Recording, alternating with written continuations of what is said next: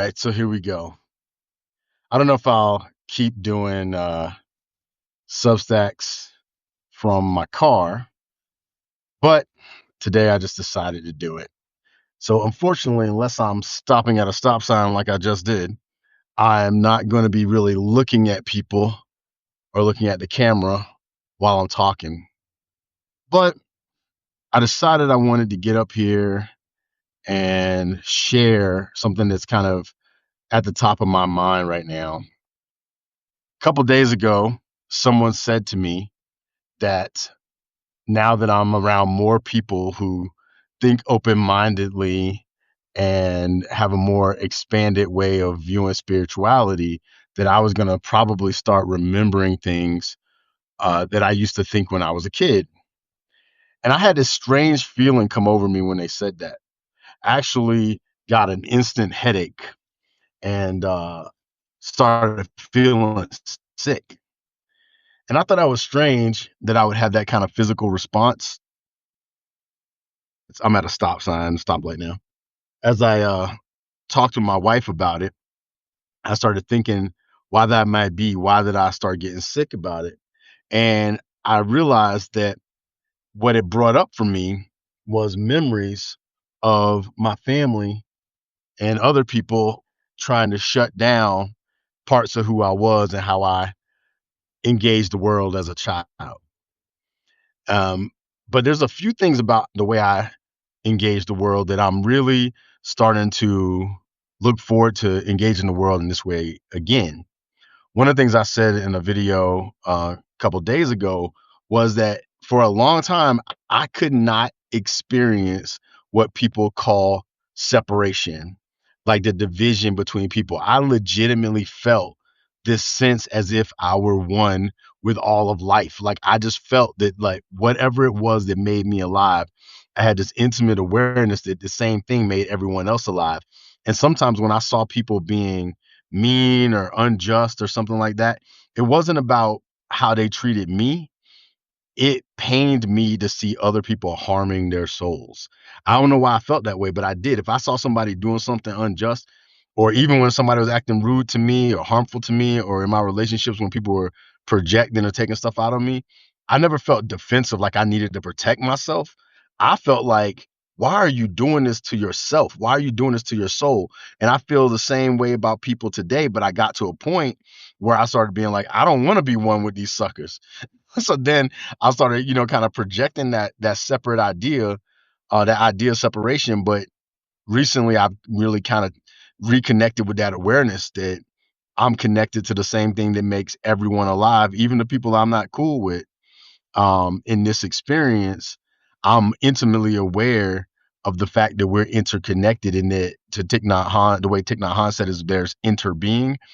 I'm totally aware of that, and it has um, kind of inspired how I show up in the world. Very often, I have tried to be reasonable or reconnect people or see things from other people's perspectives.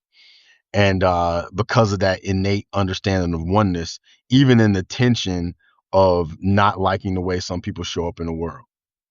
But something else that I realized was I had a hard time experience the sense of time. Like, I could sit in the same spot for 4, 5, 6 hours and feel nothing.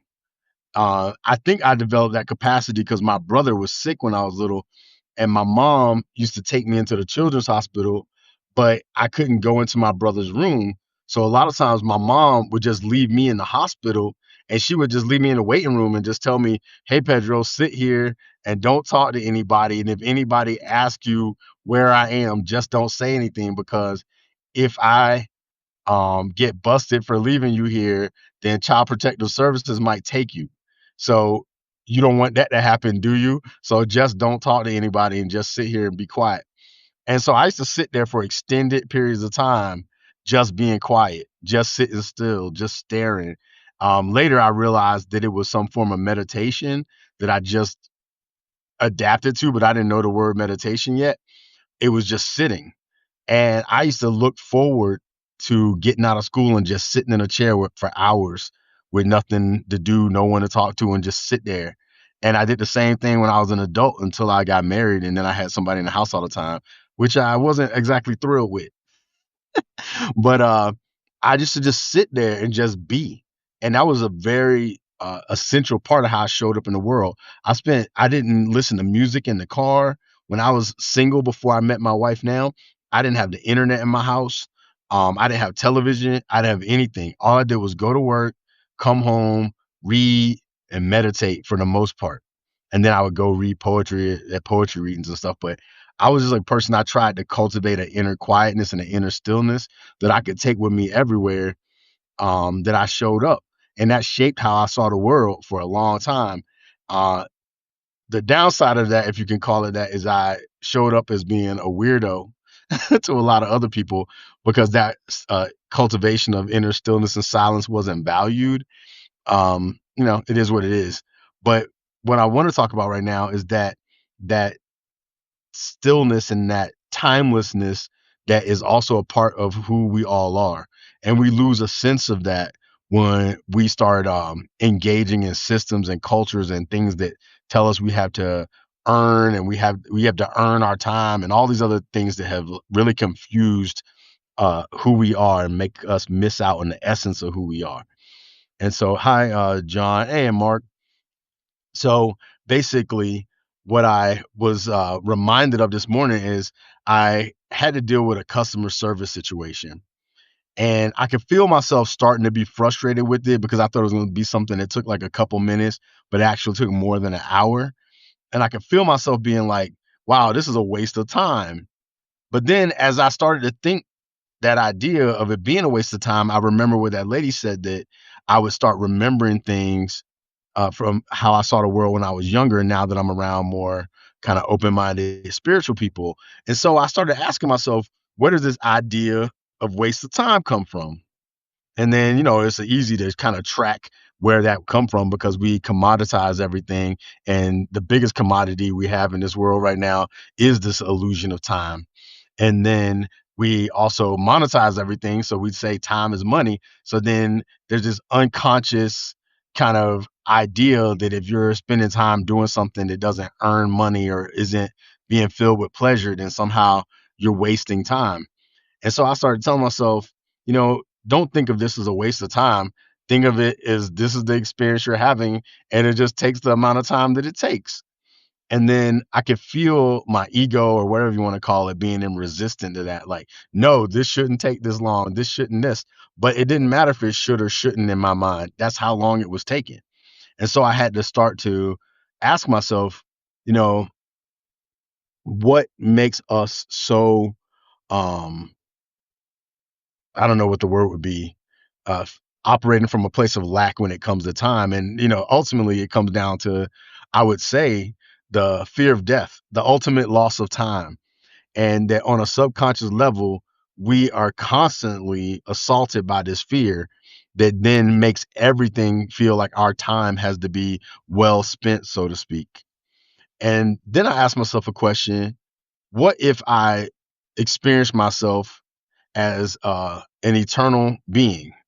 Would an eternal being be concerned with being on the phone with customer service for an hour or an hour and 10 minutes? Or would it just be that that's what they were doing in that moment? And the answer that my mind came up with was that I would just be present with it. I would just be cool with it. I would be curious about it. I'd be in wonder. And so I brought myself by some miracle back to that space and started to be in a state of wonder. So I started being like, oh, I wonder how long this is going to take. And then in that state of wonder, it just took the time that it took. And I started wondering about the person who was on the other side of this customer service call, because there's no other circumstance that would have brought the two of us together except for the inconvenience of this thing that I was on the call for, which was basically trying to get paid because I had to overdue, not me, but somebody who was paying me was 14 days overdue on paying me. And so I was trying to figure out why that wasn't going through. And all the different relationships and all the different things that had to come into play both the things that I would have desired and the things that I didn't desire. All of those things had to come in play in order for me to be on the call with this person. That was our interconnection, our interbeing. And so I decided that I would make the most of that time on that customer service call. And so I relaxed into it and just hung out with it. And as I did that, I realized that whatever threat that my ego was feeling because it was taking a while was just an illusion. It was just something that we make up.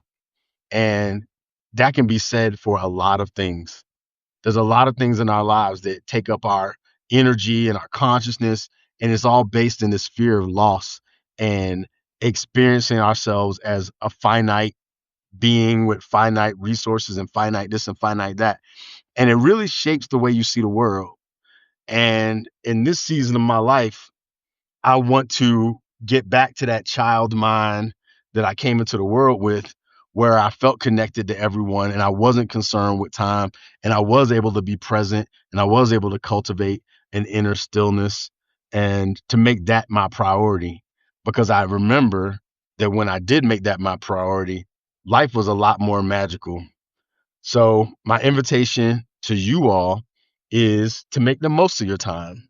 So, that's what I decided to do on this drive to the grocery store, to make the most of my time with you and whoever sees this, and to just be in wonder together. So if you get something out of this, feel free to like it, share it, whatever the case may be.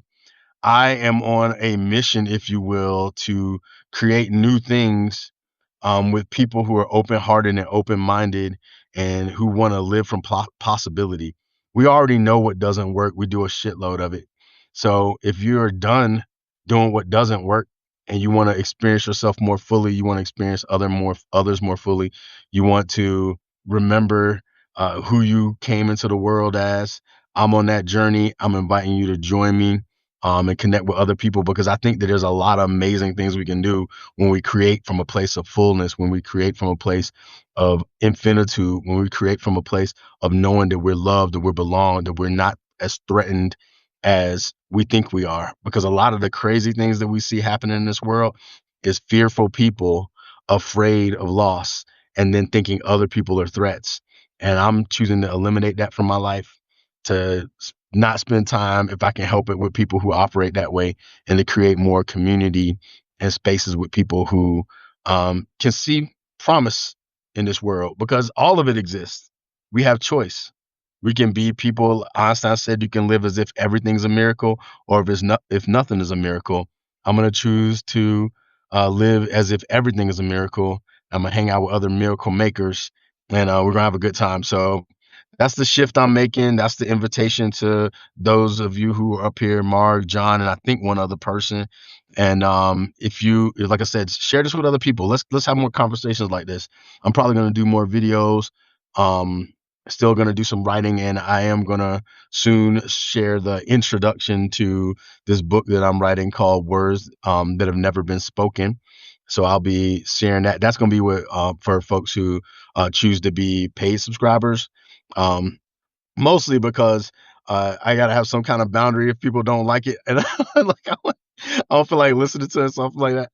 But so I'm gonna share some things, and some of it might be very much out of the box. Because the truth is, I've had a lot of weird experiences in my life, and I stopped talking about them because I wasn't encountering other people who had those kinds of experiences. So I learned to shut up about it. But this world is a lot more magical than we think. Like some people might know, I ran into Oprah Winfrey in a alley in Japan after writing about Oprah Winfrey on my plane to Japan. That is a magical moment. uh, I didn't cause it per se, but it happened. And things like that, I think, happen all the time when we live from a place of openness. And so I'm just trying to share that with more folks and hear from more folks who are interested in exploring the magic of this world. So anyway, thank you. Yeah, I know it was cool.